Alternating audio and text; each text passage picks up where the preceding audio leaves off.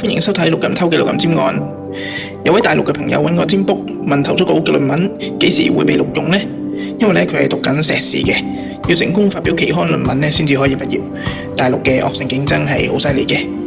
好，起卦，我仔細睇呢個卦，身上呢個午火係日祿，午火亦都代表文書，成虎作月見，好快就會有回音，會成功嘅。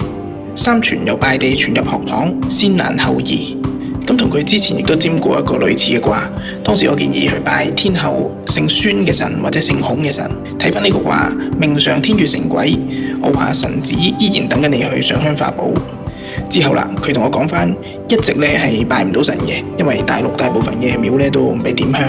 咁佢6月占呢個卦，去到11月就無意中係見到大聖廟，即係孫悟空廟啦。咁佢就即刻入廟上香許願，下一個月12月佢篇論文就獲得錄用。佢都覺得好離奇。